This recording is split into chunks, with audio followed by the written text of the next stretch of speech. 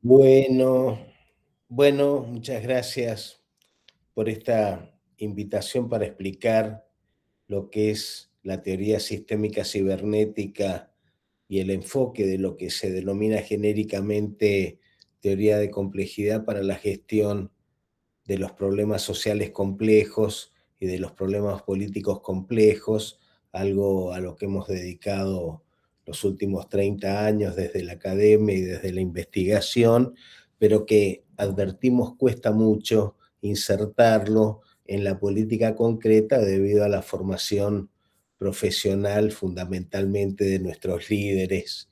Si nos preguntamos cuál es el problema de la política, probablemente coincidamos en que tiene que ver con la percepción de la realidad. Para nuestros líderes, la realidad está conformada por los hechos que pasan, por las cosas que suceden, y frente a ellas, la reacción. Hay un asalto o un homicidio, se llena el barrio de policía, se prometen proyectos de ley, se anuncian más controles y después todo sigue muy parecido. Hay una corrida del dólar, ponemos cepos, sale el Banco Central a vender dólares, hay un incendio forestal, empiezan los problemas entre la provincia y la nación por los aviones hidrantes y todo después sigue igual. Entonces, esa política reactiva parece ser una de las primeras notas de nuestra política cotidiana.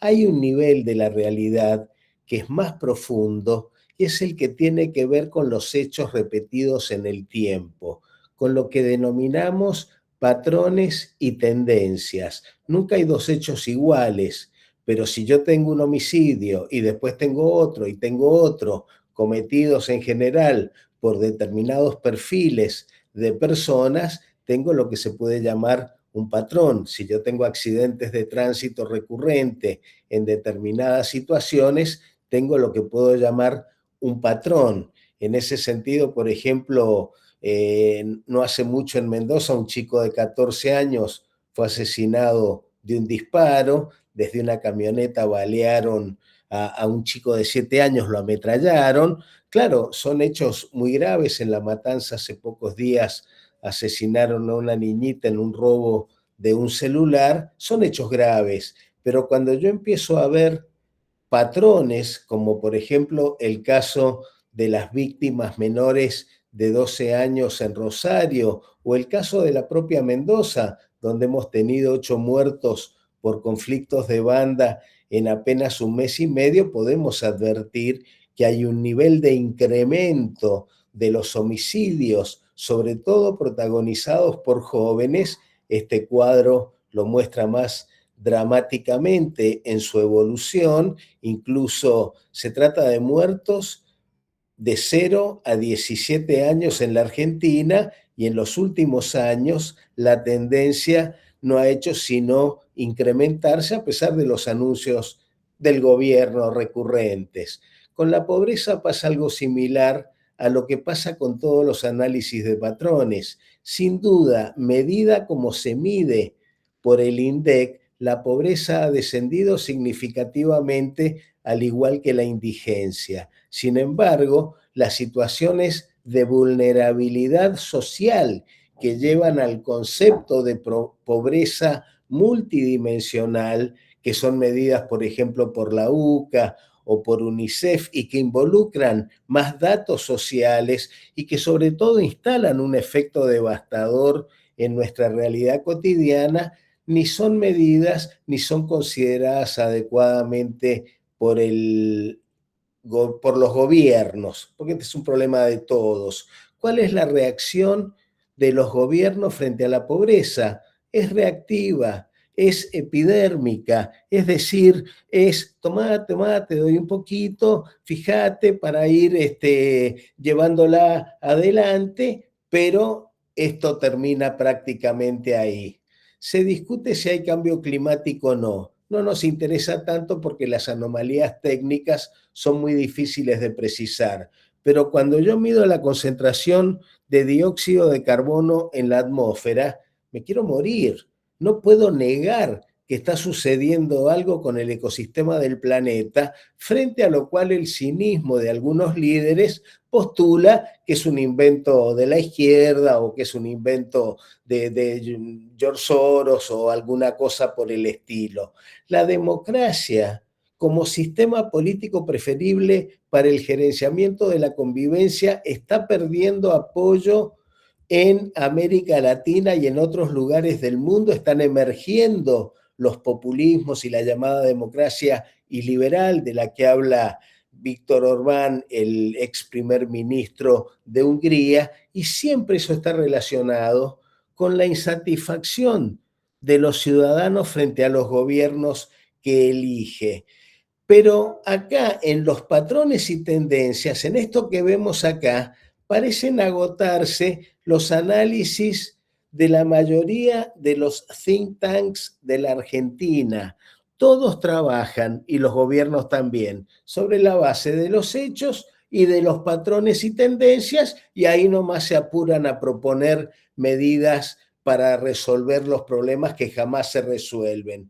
Ahora, si yo tengo un patrón y una tendencia, ¿qué puede aportar una teoría científica actualizada a esta mirada? Que si yo tengo ese patrón y una tendencia es porque tengo un conjunto de elementos, procesos e interacciones que están generando una vez y otra vez los hechos que configuran el patrón que me llama la acción. Ahora, si percibir un patrón es difícil, más difícil todavía nos va a resultar percibir un sistema, porque para eso necesito metodologías realmente científicas. Vemos brevemente tres: los mapeos sistémicos, que analizan sistemas, subsistemas, flujos e intercambios de materia, energía, información y dinero entre los sistemas y subsistemas, y bucles de retroalimentación o feedback entre los mismos. Por ejemplo, si yo tengo pandillas peleando y luchando entre ellas, tengo un bucle de retroalimentación que es reforzador, es decir, tiende al infinito. Lo mismo sucede en los conflictos entre las pandillas o la policía. Ahora, hay otro tipo de bucles. Si yo tengo medios de comunicación que atacan al gobierno con críticas de todo tipo y el gobierno les pone dinero, ahí el bucle de retroalimentación se compensa y tengo un bucle que llamamos equilibrador. Los mapeos sistémicos entonces son una primera medida para entender sistemas complejos donde interactúan infinitos actores. Pero también yo tengo los diagramas causales, que son una metodología gráfica para describir sistemas complejos que trabaja con tres variables y con dos atributos cada variable. Un problema complejísimo como el de por qué no sale la ley de coparticipación federal a pesar de que han pasado 30 años desde que se decidió, que ya debería estar en vigencia en 1996. No puedo entenderlo linealmente o con una secuencial colección de problemas. Tengo que verlo holísticamente, tengo que verlo en su conjunto, ver los incentivos negativos, ver los incentivos positivos, ver la interacción de los procesos. Acá yo tengo un diagrama causal de ese problema, pero también este es un sistema de equilibrio de Nash, no importa tanto. La contaminación ambiental en América Latina, que es un problema complejísimo. Este es un tema que hicimos en un momento para Piti Fayad. Veíamos que el patrón de recursos municipales era que los municipios gastaban cada vez más recursos de coparticipación en gastos corrientes. Entonces ahí se puede pensar en un índice de eficiencia que diga, bueno, yo le voy a dar más dinero a aquellos municipios que mejoren su recaudación propia para afrontar gastos corrientes, como en su momento hizo alguna ley de la provincia. Sí, está bien, pero yo necesito mirar el problema en su complejidad, porque de lo contrario me pierdo en un solo hecho y después resulta que todo sigue igual porque hay patrones inerciados en el tiempo que si yo no los abordo sistémicamente se siguen repitiendo.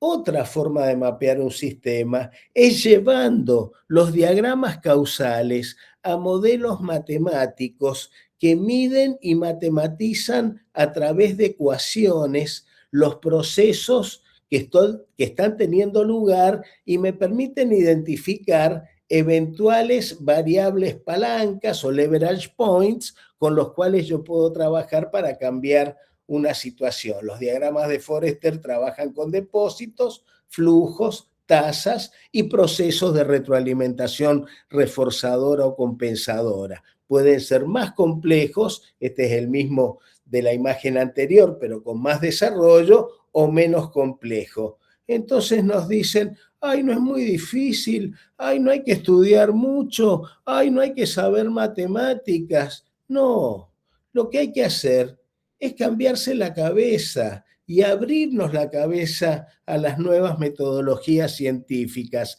El Reino Unido ya lo comprendió hace tiempo. En el Reino Unido no se puede ingresar al servicio civil ni ascender en el servicio civil si no se acreditan conocimientos de tipo sistémico. Y lo mismo sucede en Costa Rica, donde la Contraloría General de la Nación lleva adelante un ambicioso programa de pensamiento sistémico que conduce mi queridísimo colega, el ingeniero Ricardo Rodríguez Ulloa.